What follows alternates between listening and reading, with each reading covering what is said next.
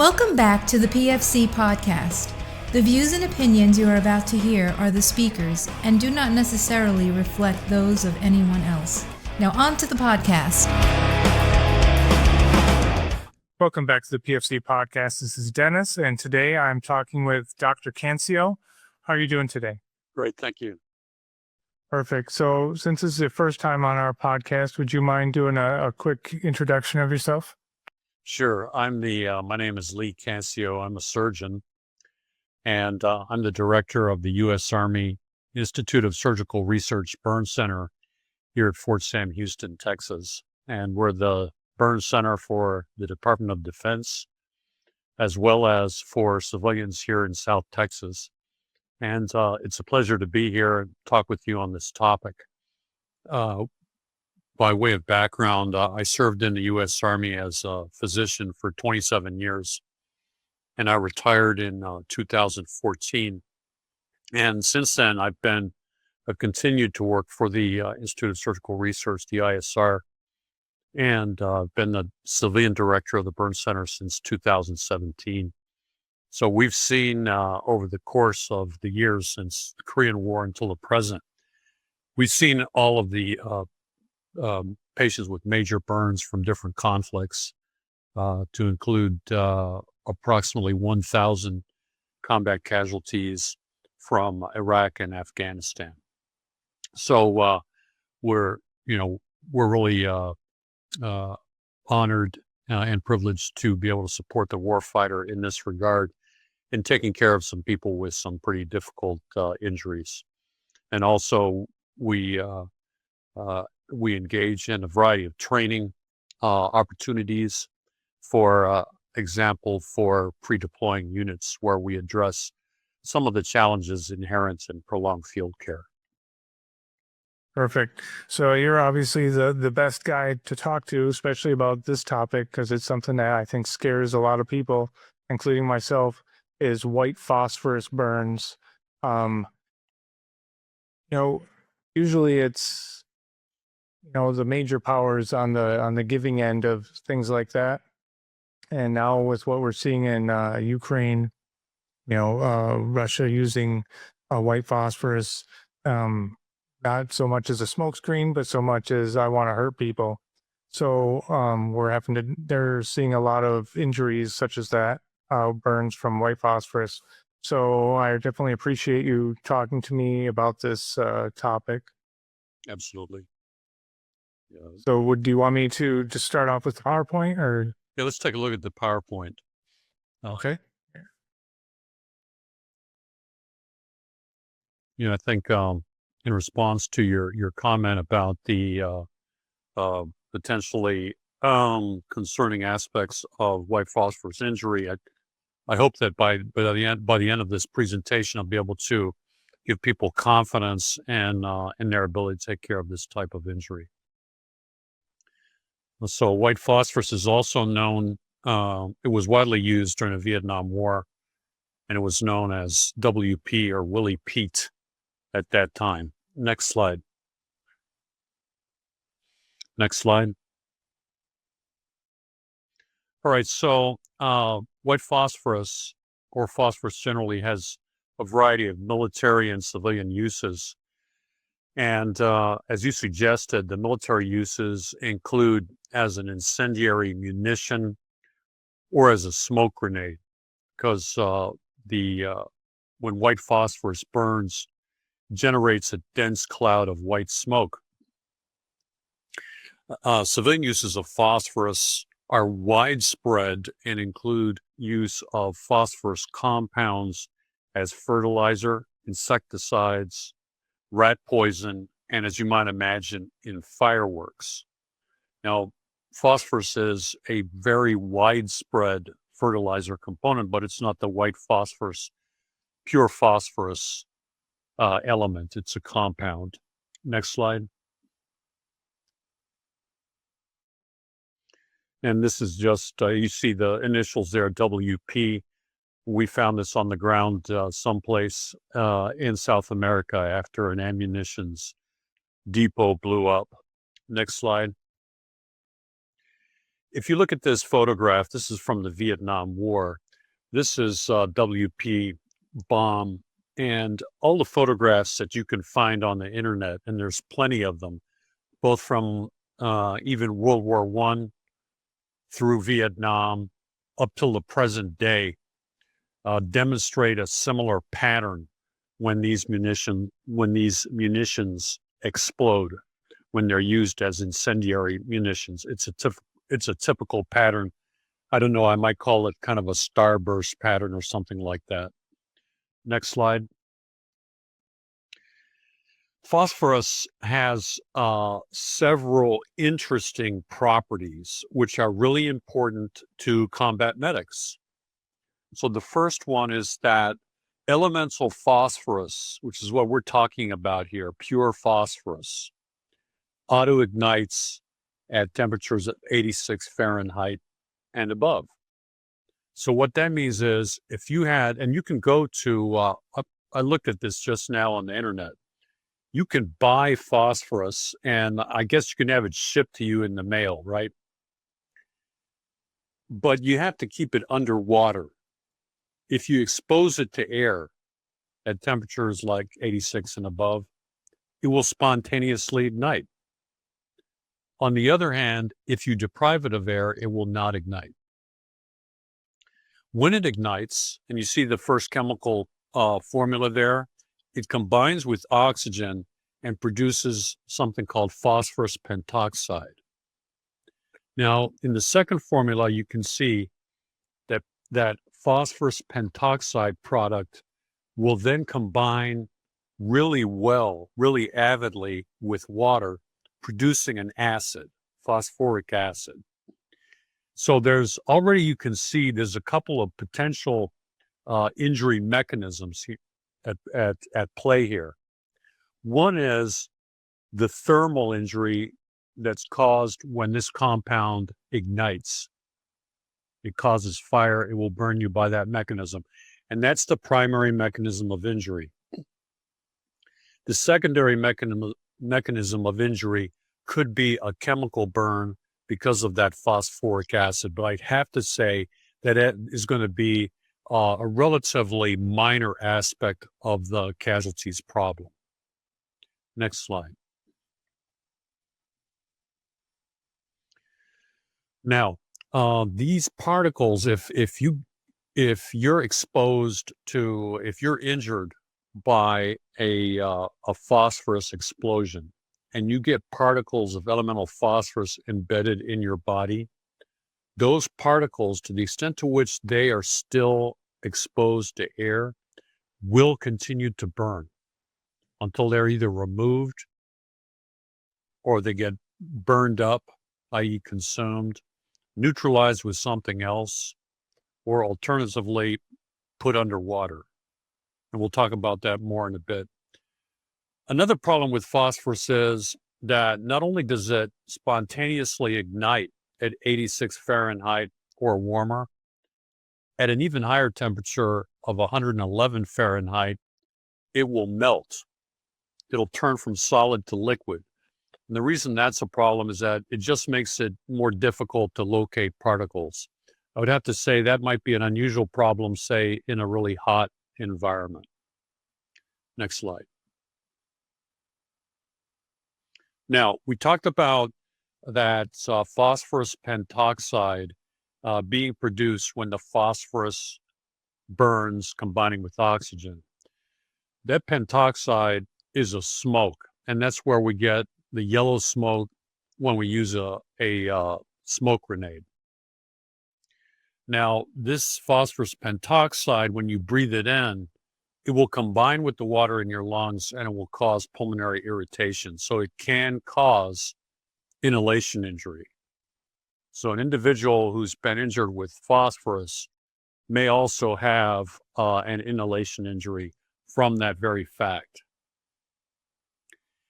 Here's a real important point for the combat medic. The key to the initial care of these patients includes immersing any areas that have ongoing smoke coming from them or ongoing burning going on you have to immerse those in water.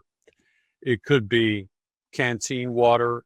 It could be, sterile water. It doesn't matter. The key is to extinguish that fire by immersion in water. And as you might imagine, using a gauze dressing or something like that will make it easier to keep that water in place. You got to keep it wet. If you allow those areas to dry out, then those particles will reignite. So it has to be kept continuously wet or continuously immersed. Now, recall that at 111 Fahrenheit and higher, this elemental phosphorus will melt, and therefore, if possible, that water should be cooler than that. Next slide.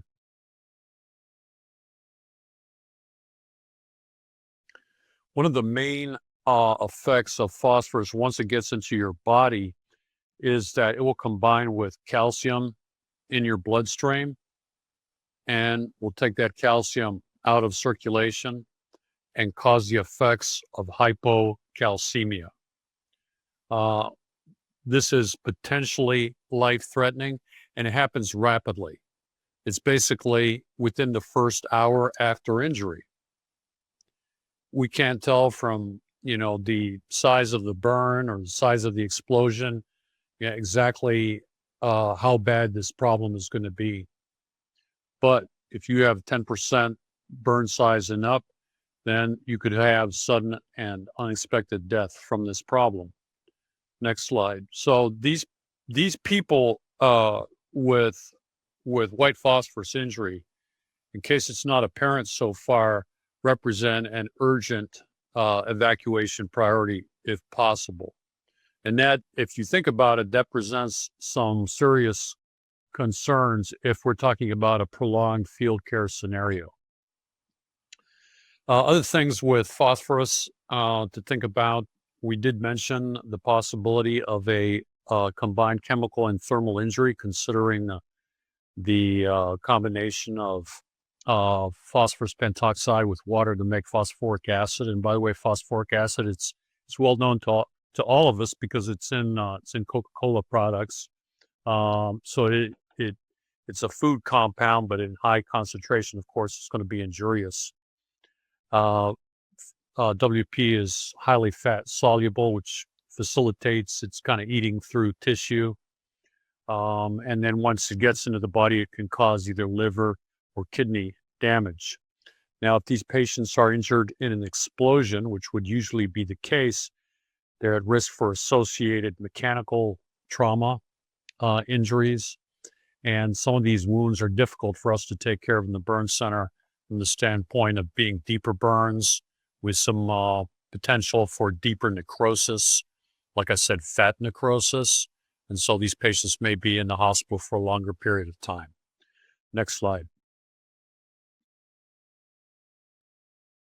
So in terms of the medical management of these patients, the first step here really is to manage the ABCs or the CBAs, if you will, but with the additional factor that these patients may indeed present with ongoing burning in progress.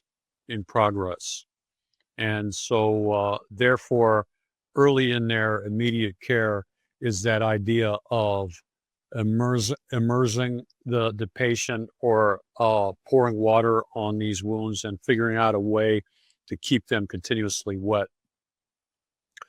Evaluate for associated injury, and then I'd say we've got about 1 hour before we really need to see what that EKG looks like to see if we have the typical findings associated with hypocalcemia.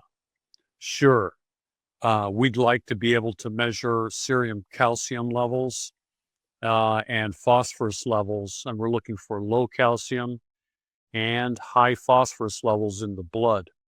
We'd like to be able to do that, but if we can't do that, then the most useful tool that we would have is some sort of EKG monitor, even if it's a single lead EKG with examination by someone with some experience of what the QT interval of that EKG looks like. Because what hypocalcemia will do in these patients is it will prolong the interval between the Q wave and the T wave on the EKG. Next slide. And then ultimately lead to bradycardia, as is evidence here. And that will then lead potentially to sudden death. So step one is it's going to cause a long QT interval. Step two, slowing of the heart rate. And step three, sudden death. So I suppose that if you did not have access to an EKG of some sort, it would be helpful at least to monitor the heart rate pretty carefully. Next slide. So this slide is, as I recall, from the Desert Storm era. This is a patient who was treated here at this burn center. And the cause of the injury was an accident involving a weapon on board a U.S. Navy vessel, and which caused this deep circumferential full thickness burn of this right lower extremity. And there's a couple of things about this photo I'd like you to think about. One is this patient is now a couple of weeks post-burn. Already you can see down in the leg, the posterior aspect along his calf, you can see some fat poking through that burn eschar. And that just indicates that this is a really deep burn. And the other thing you can see is the long incision on the medial side of his thigh and his leg. That's an escharotomy incision. It's a deep escharotomy incision. And that was done to relieve tightness and restore blood flow to his foot and ankle. And so if you think about this particular case here, for the prolonged field care scenario, bear in mind the following. One is these can be deep burns, number one. And number two is that deep circumferential burns of an extremity will, after a period of an hour or more, cut off blood flow to the distal part of the extremity, whether that's upper extremity or lower extremity. And in order to restore blood flow to the distal extremity, you have to do an escharotomy. And that could be covered in any standard burn course. But this is a good example of what a thorough and, in this case, deep escharotomy looks like. Next slide. Let's see if you click on this video, if we can make that play. This is a video that was acquired from a South Vietnamese hospital. This patient was brought into that hospital with an acute, immediately following a white phosphorus injury. They're in the operating room there, and they're debriding this wound. So, this patient has more than a burn, right? This patient has a deep mechanical injury from an explosion, and you can see the smoke rising out of that wound as they cut away the burning tissue, and they're trying to get all of the particles of WP out of that wound. And let me just point out, this is an emergency operation. They are doing surgery to stop the burning process. Now, notice that they're irrigating that wound with a solution. That solution is called copper sulfate. Copper sulfate used to be used in order to help identify particles of white phosphorus in wounds because it would turn them brown, make them easier to find. It would also kind of neutralize them. The problem with copper sulfate is that it gets absorbed into the body and causes massive hemolysis, so we no longer recommend it. In any event, from that video, what I'd like people to remember is the smoke coming out of the wound.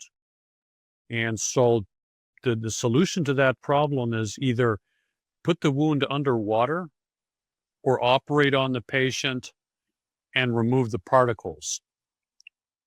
Now, so we talked about covering the wounds with cool saline or saline-soaked pads, but it could be water.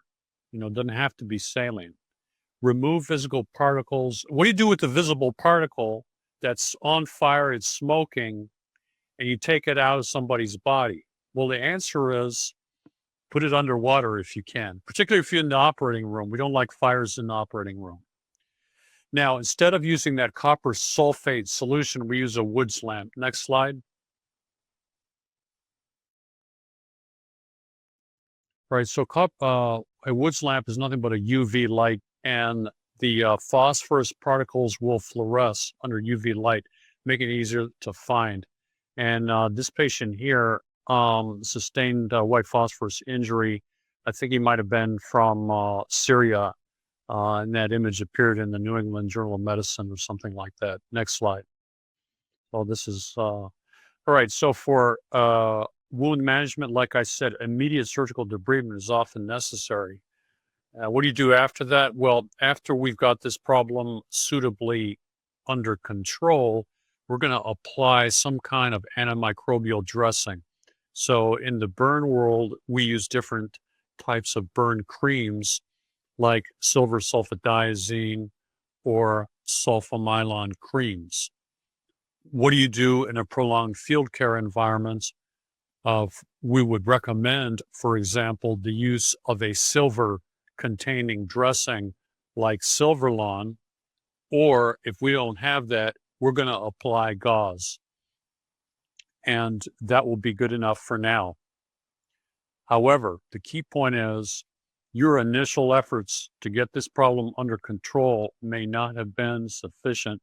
So you want to inspect this wound, take the dressings off, and look for any new particles that are obvious, for example, because they are smoking, which indicate a need to reoperate.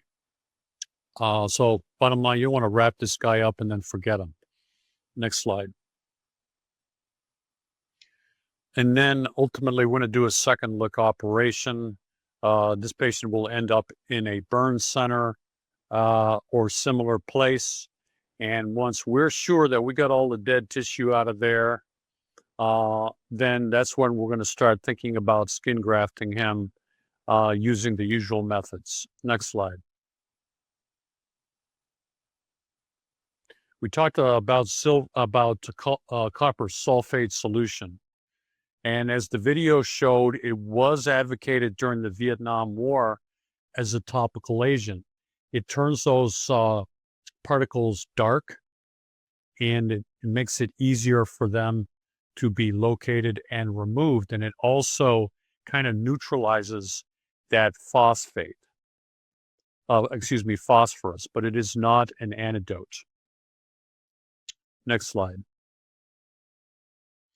Once that copper is absorbed into the body, it can cause massive intravascular hemolysis, causing destruction of red blood cells, causing acute renal failure, cardiovascular collapse, and death. So based on that, we no longer recommend that compound, rather the Woods lamp. Next slide.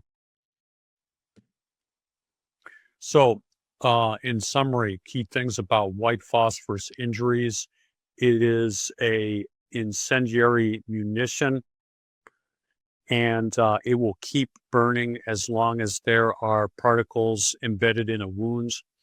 And the number one thing to do to deal with that is to keep that wound underwater to prevent ignition or reignition. Certainly, those particles all need to be removed. And meanwhile, we have to watch for life-threatening hypocalcemia. Hypocalcemia being manifested by two EKG findings. One is a prolonged QT interval, and the other being a decrease in the heart rate to bradycardic levels, for which the treatment is intravenous calcium. And then finally, and I think you could get a feeling for that from the video, is that associated injuries would be common anytime one of these injuries occurs because of an explosion. Next slide.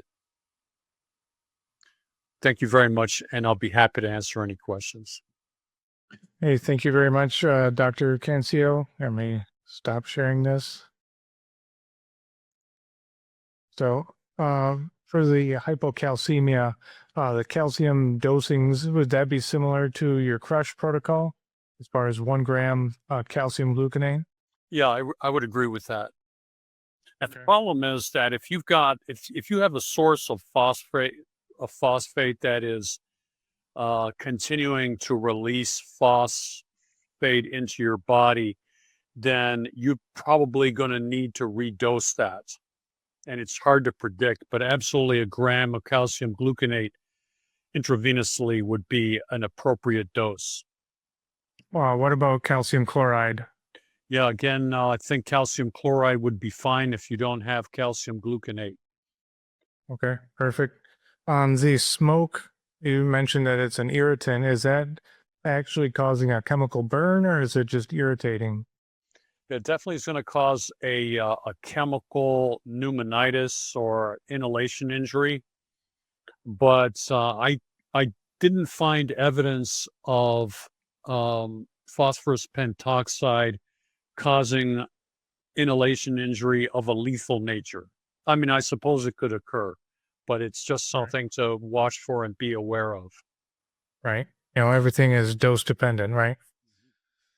Now, as far as the hyperphosphatemia, I mean, is there anything that we can do in the field to help with that? Other than, I imagine, just IV solution. Yeah, I think as far as hyperphosphatemia goes, the number one thing that's driving that is the continued presence of phosphorus in the patient's body. And so the treatment for that problem is primarily surgical in nature.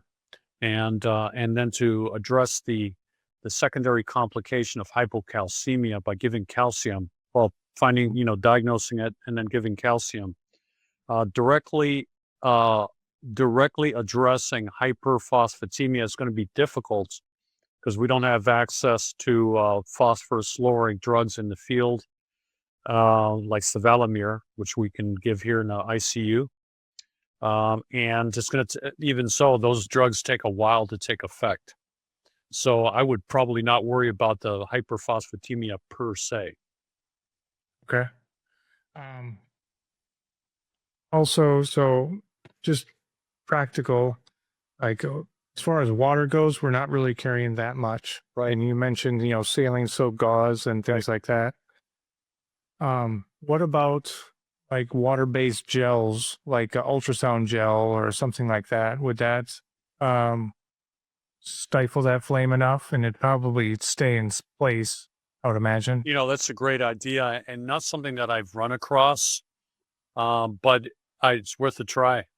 Well, I think we carry water too in the form of urine. Yeah.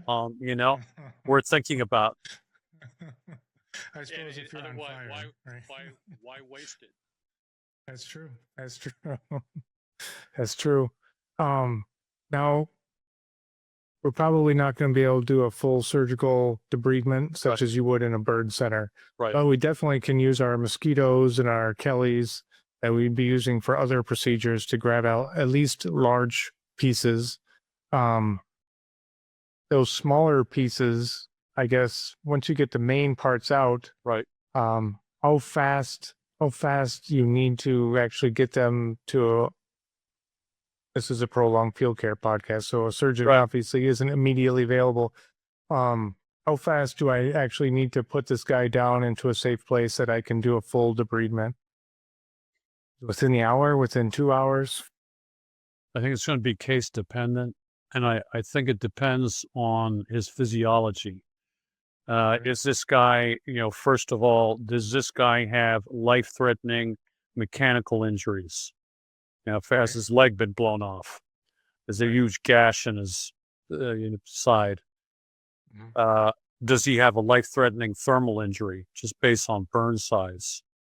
And is his airway okay? We talk about the inhalation injury potential. If if the answer to those questions is no, then I believe we have some time with two assumptions. Number one is I can stop the ongoing burning process, or I have some confidence that I can manage that. And the other being that this guy is not developing bradycardia from hypocalcemia. Now, if he's got ongoing burning and he's got hypocalcemia, then he needs to get out of there if he's going to make it. Let's talk about how to figure out if he's got ongoing burning. My only caution there is I can imagine that it might be possible to wrap a guy up with gauze and think that the burning has stopped when it really hasn't. And thus you see the caution in my notes about going back and looking at the wounds, unwrapping them at least every 12 hours to make sure that I really have the situation under control. And second, he plans second look operation to get an even closer look.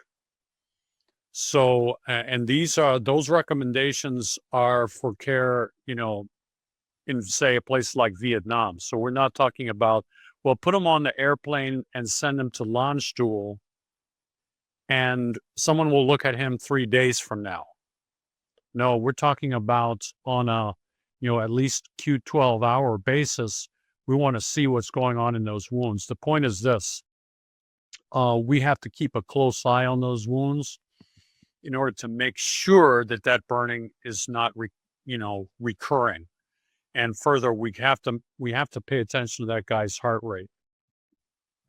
Makes sense. And I imagine his pain requirements would also be probably remaining high when after you've debrided, it should come down.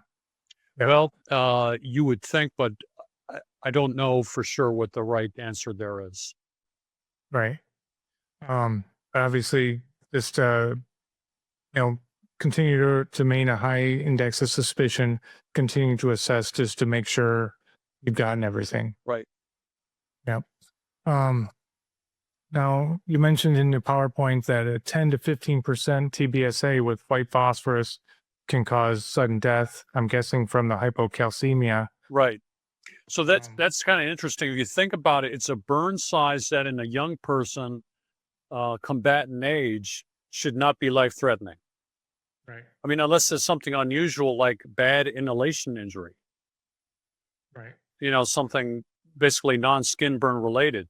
A 10% to 15% burn is not life-threatening in a young adult. Yeah. I mean, it wouldn't even require a formal resuscitation. Yeah, I mean, it may indeed merit burn center admission, and you have to worry about other stuff like, are the hands involved, the eyes, the face? But what this is saying is that 10 to 15% could expose the body to enough phosphorus to cause hypocalcemia and death. So it would be this type of injury is interesting in that it's an outlier with respect to the relationship between burn size and possible mortality. Okay. So being that it's under what we would normally use for our burn protocol as far as of getting a formal resuscitation, roulette tens, Parklands, things like that, does this patient, because the seriousness of it, require us to actually move into that fluid resuscitation? Is like the inflammatory process going to be large enough that they need that? I think I would err on the side of doing fluid resuscitation here. Okay. Certainly I would monitor his urine output if I could, and his vital signs like we discussed.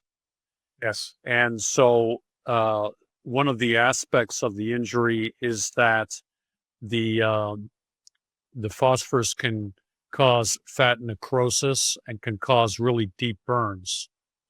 And in fact, there may be an ongoing burning process despite our best efforts. So to me, this suggests that this is a deeper burn, and one of the predictors of increased fluid requirements is not just size of burn, but in our experience, the depth of burn also plays a role. It does Yeah. play a role. It's hard to predict what that role is, or there's no formula for it. But deeper burns tend to require more fluid resuscitation. It's not just a superficial injury; it's an injury with a certain depth to it. Another example of that is actually high voltage electric injury, where you got a contact point, then you've got some deeper injury along the muscles and the bones, and that causes increased fluid requirements too. So I like your idea about, augmenting my level of concern for the fluid resuscitation needs. Yeah. Thank you. So from the white phosphorus burn injuries that I've seen person or online, they're not, like you mentioned, they're not surface burns like you would from flame or steam or things like that. They're actually penetrating. How do you is there any difference in the calculation of TBSA, or you just kind of swagging it? Yeah. So as far as changing a TBSA calculation, the answer is no. We really stick to the typical methods of calculating TBSA and the typical rules. When you try to use TBSA as the sole determinant of how badly injured this type of person is, it may not be enough, Right. as you're suggesting. And you asked me about this in one of our earlier conversations is how do I balance the fluid resuscitation requirements that would be predicted based on burn size with other things like the presence of a mechanical injury, right? Or a deep burn, a burn that has significant depth. And the answer is, frankly, I use the burn size as a starting point and I adjust from there. I need a way of monitoring the patient. For example, I would prefer to be able to monitor the patient's urine output somehow. Yeah. And if it's inadequate, I'm going to increase his fluid requirements. Those burn resuscitation formulas that are based on burn size or on burn size and weight, they're only a starting point, right? Right. And the other thing is this: you have to balance the burn size versus other problems that patient may have. Like some of our patients in wartime have a combination of burns and, say, an amputation, or kind of going in the other direction, burns and traumatic brain injury.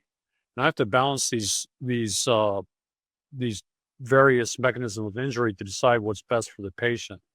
One thing's for sure: if you have a 50% burn, you're going to need a lot of you're going to need a lot of fluid resuscitation. Yep. But if you have a 10% burn and a traumatic lower extremity amputation, you may not need a lot of resuscitation because of your burn, but you are going to receive a lot of resuscitation and hopefully blood products or whole blood because of your traumatic injury. So we need to think about what's the most important priority for that patient, and what information can I get from the patient as to how he's doing physiologically. And I would say the same principle holds for these phosphorus injuries as well. Yeah. So speaking of blood, so maybe not just white phosphorus, but really any type of burn. In the burn CPG, it mentions being able to give blood to a burned patient. And I'm not sure if I'm reading it wrong or I'm just not thinking of it correctly. But my thought was, if you, to just a burned patient, giving them blood, because that's the fluid you have, you kind of win early as far as their pressures and urine outputs and things, but you ultimately end up losing because of increased like clotting, and the hematocrits are going way high. Swelling is even worse. So, I mean, am I understanding this correctly, or? That's a great question. If you go back to the 1950s, whole blood was routinely used for transfusion, but also was used for burn resuscitation. And as well as plasma was used as the primary fluid for burn shock resuscitation in most of the early burn formulas. So some people advocated for whole blood. Many advocated for plasma or half plasma or quarter plasma along with crystalloid. So what this means is that plasma has been used for a long time. It fell out of favor after Korea because of lack of safe blood supplies and a very high rate of hepatitis, Hep C. Okay, so now that we have a safe blood supply, we're going to get we're going to get freeze-dried plasma on the battlefield one day soon, and we're going to use plasma or half plasma or something like that for burn shock resuscitation on the battlefield. I guarantee it. All right, so that's the first point about plasma. The second point is about whole blood. Whole blood, in my opinion, would be less ideal for burn shock resuscitation than would plasma because, as you suggested, when people go into burn shock, what's happening is that something like plasma is leaking out of their capillaries and into their tissues. So therefore, it makes sense to replace those losses with something like what was lost. In this case, plasma, or we typically have used crystalloid, but giving red cells to replace plasma losses does not make a lot of sense.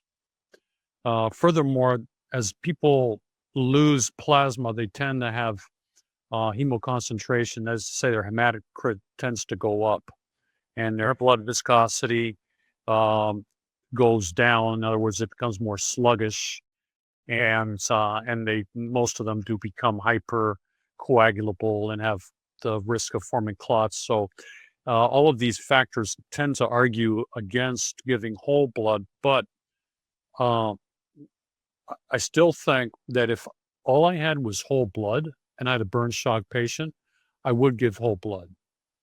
Okay. I would give whole blood. I would not consider it ideal.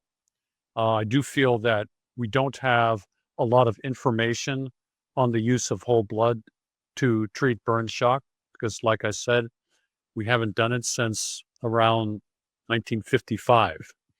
Right. So, but it's hard to make an argument in favor of using whole blood, say in a study, because we all know that most of these patients actually have an increasing hematocrit. So I have a hard time arguing that we should do that under a controlled study situation.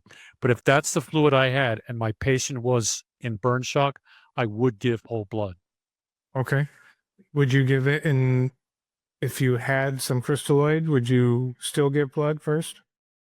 If I had crystalloid, then I would use crystalloid. Okay. What if I had very little crystalloid? I'd give the crystalloid first and then the whole blood. Okay. Very good. Yeah. Yeah, I mean, the entire prolonged field care thing is about, resource limitations. And, right. I definitely advocate that guys need to know the cost, the good side and the bad side of any kind of intervention so you can make a wise decision, not just, well, that's what I had. Right. Right. Yeah. And the point that you're making is that I've got to have a knowledge base, right? Mm-hmm. That allows me to assess a situation, think about it, and weigh the costs and the benefits of a course of action. Like the guy's in shock, he needs volume. I've got whole blood, and sure, it's not ideal, but it'll probably work for this guy. Mm-hmm. Yep, and you do it. Yeah. Well, I've run out of questions for myself. Thank you, Dr. Cancio. I really appreciate it. Well, thank you so much. I really appreciate the opportunity. That's it for today's podcast. Make sure to go to our website, www.prolongedfieldcare.org. Check out our free downloads and a ton of other helpful information. Grab a bag of our fresh roasted PFC coffee, links in the description below, and stay on the bleeding edge of combat and austere medicine. This is Dennis for the PFC Podcast. Out.